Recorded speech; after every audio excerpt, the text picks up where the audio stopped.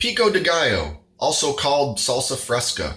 If you're an enjoyer of Mexican food of any sort, you're almost certainly familiar with Pico de Gallo. Not quite the same as the jar of salsa you might be used to, which involves basically cooking down all the ingredients. Pico de Gallo involves using lots of fresh vegetables, and it does not get cooked at all. Meant to be enjoyed fresh, it goes wonderfully on tacos or any other of your favorite Mexican dishes. This is really a super simple one, but a lot of people seem to be searching for good Pico de Gallo recipes, so I figured, well, I ought to share mine. So let's get right into it and make us up a batch.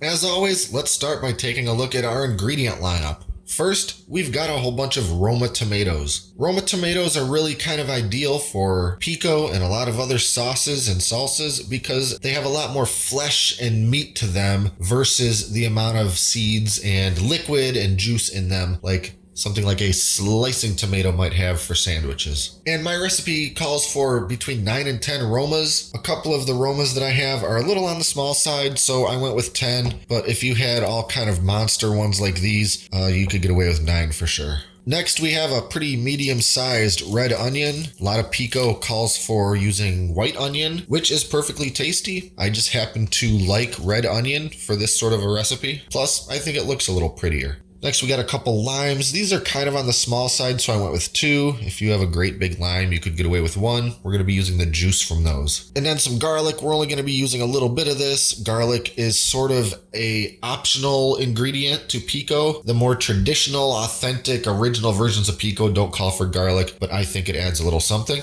Then we have 3 jalapeno peppers. I think jalapenos are perfect for this, but if you want more heat, if you want more spiciness, you could just replace the jalapenos with serrano peppers. Me, I'm kind of a weakling when it comes to spicy food, so these are going to be plenty hot for me. Then a head of fresh cilantro. We're going to be using a good deal of this cilantro chopped up in there. And then finally a couple seasonings, a little bit of black pepper and some kosher salt. And I'll put the full recipe and all of the ingredient quantities in the video description below if you want to check it out. Make this for yourself. Now, most of the remaining steps are simply chopping and otherwise breaking down these vegetables and other ingredients. First, we're going to start with the tomatoes. I'll slice the sort of stem end of each tomato off, and then I'll cut each one into quarters long way. That's because it'll make it really easy for me to sort of slice and remove the seeds and that juicy membrane from each segment of tomato, and I can just go ahead and discard those. And the good, meaty, fleshy parts of the tomatoes that remain, I'm gonna cut those into pretty small pieces. Smaller than dicing, maybe a little bigger than chopping, about what you'd want your consistency to be for a nice pico. Next, I'll go ahead and peel and chop up that red onion. And for the jalapenos, I like to slice those long ways and then scoop that seed membrane right out of there. You can keep the seeds if you want. I prefer to get rid of them. It'll make it a little less spicy by getting rid of them, and you don't have to chew on any of those seeds. I'll go ahead and mince up 2 of those cloves of garlic. As for the cilantro, I'm going to use the majority of this bunch. I'll pretty much just chop off the majority of the stems right about here. And for all the leafy pieces, I'm just going to give those all a nice thorough chop until they're broken down into about the size I want, which is something like this. As I've been going, I've been throwing all these vegetables into a large bowl.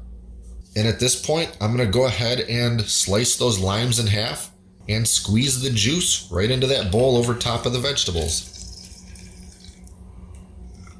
Then I'll sprinkle the salt and pepper over top. And now it's time to give everything a very thorough stir.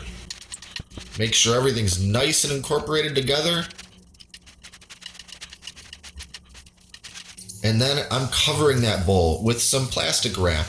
And I'm going to stick it in the fridge for a good hour. You definitely want to let your pico sit for 30 to 60 minutes or longer to make sure all those flavors really blend together. And also that little bit of salt is going to draw some more moisture out of those vegetables, particularly the tomatoes. And some people just go ahead and leave that excess liquid sort of in there at the bottom of their bowl or stir it back in For me, I think pico should be non-runny and non-watery. So if it seems like there's a little too much of that liquid standing in the bottom of the bowl, I'll go ahead and give this whole thing a quick strain through a colander. Then it's back into the bowl, and I'm ready to enjoy. Scoop it up with some good tortilla chips, or add it to your tacos, or really anything else. One of my favorites is to make some delicious chicken tacos. Spoon some of that pico over top, and finish with a little drizzle of cilantro lime sauce.